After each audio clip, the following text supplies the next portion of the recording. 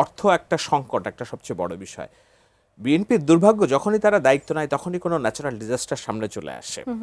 এবারও তারা দায়িত্ব নিল আর মধ্যপ্রাচ্যের একটা যুদ্ধ চলে আসলো। সরকার এবং প্রধানমন্ত্রী হিসেবে তারেক রহমানকে আপনি এক মাসে আসলে কেমন দেখলেন?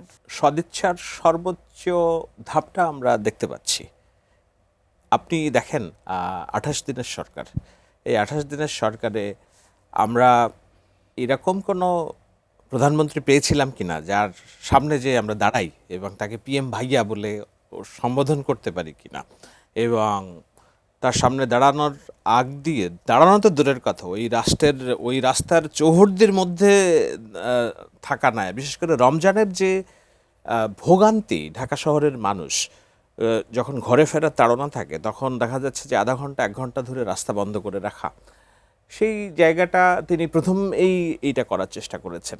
নিজের গাড়িতে পতাকা ব্যবহার করছেন তো না, এবং তার যে গাড়ির বহর কমিয়ে ফেলেছেন, তার যে প্রোটোকলের মানুষ কমিয়ে ফেলেছেন, এগুলো দৃশ্যমান। আমি যেটা বলছি, একটা সাধারণ মানুষের যে জীবনযাপন, টি শার্ট পরে গেটস পরে খাল কাটতে নেমে গেলাম, তারপরে ওই এমন না খুব দামি স্যুট টাই পরে, আমার মধ্যেও নাই, একেবারে একটা সাদা শার্ট পরে কিভাবে অফিস করা যায় এবং ঠিক ৯টার সময় অফিসে যাওয়া, সেটার জন্য আরও ১.৫ ঘন্টা আগে থেকে প্রস্তুতি নেওয়া।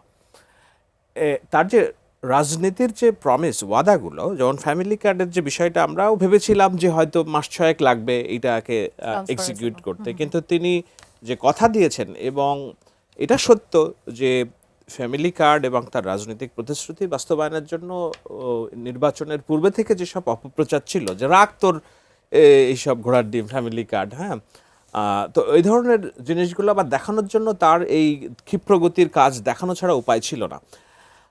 এখন আমি বলছি বলে বাহুল্য মনে হতে পারে, কিন্তু আপনি রাস্তায় ঘাটে যান, মানুষের সাথে কথা বলেন, আপনি, আমার তো মনে হয় যে নির্বাচনের আগে তারেক রহমানের ব্যক্তি, তারেক রহমান, এখন দল এবং অন্যান্য বিষয়গুলো কেমন সেটা নিয়ে প্রশ্ন থাকতে পারে, নিশ্চয়ই দলের সবাই এ টু জেড তটস্থ, আমি জানি। এখন একটা মন্ত্রী এখনও রুলস ব্রেক করে রাস্তার উল্টা দিক দিয়ে আমরা যেতে দেখিনি, এবং তারা সকাল ৯টায় কেউ অফিস করতেছে কিনা সেটি দেখতেছেন। আপনি দেখুন তো, রমজানের সময় প্রত্যেকটা জিনিসপত্রের দাম বাড়ে। পেঁয়াজ, একজনের নাম তো কাঁঠাল রানী হয়ে গিয়েছে আপনার ওই দাম, জিনিসপত্র বাড়ার বিষয়টাকে নিয়ে, ওটাকে এটা কি ধামাচাপা দিতে যেয়ে, তো রমজানে একটা জিনিসপত্রের দাম বাড়লো না।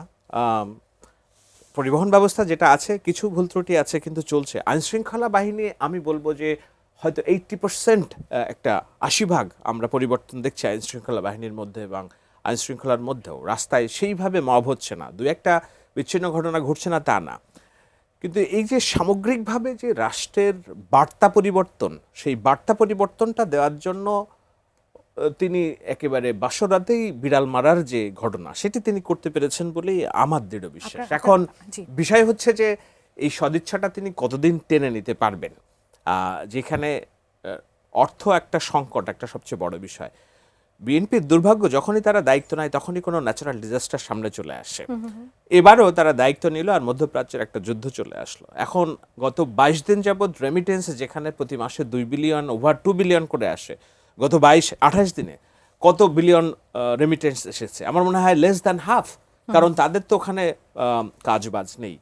তো আপনি যখন পয়সার সংস্থান না থাকে, তখন আপনার কাজ চালিয়ে নেওয়াটা দুষ্কর। তো এবং দুর্ভাগ্যক্রমে তারা দায়িত্ব নেওয়ার পরেই এই ডিজাস্টারটা শুরু হয়েছে, কিন্তু এর পরেও আমি মোটা দাগে দেখি না কোনো ম্যাসিভ আকারের অসন্তোষ মানুষের মধ্যে, বরঞ্চ অনেকেই বলাবলি করছেন যে না, এখনও নির্বাচন হলে হয়তো বিএনপি ২৭০-৮০ বেশি আসন পেতে পারে, যেই অবস্থা আছে এখন। ইটস টু আর্লি টু জাজ, বিকজ মাত্র একটা মাস হয়েছে। ৬টা মাস যদি এভাবে কন্টিনিউ করতে পারে, যেভাবে দুর্নীতির লাগাম টেনে ধরা হয়েছে বলেও আমি মনে করি, একটা সরকার বদল হওয়ার ১ মাসের মধ্যেই তদবির, বদলি, বাণিজ্য, এটার জন্য টেকা যায় না। আমি তো এখনো পর্যন্ত শুনি নাই যে একটা তদবির কিংবা একটা বদলি বাণিজ্যের বিনিময়ে হয়েছে।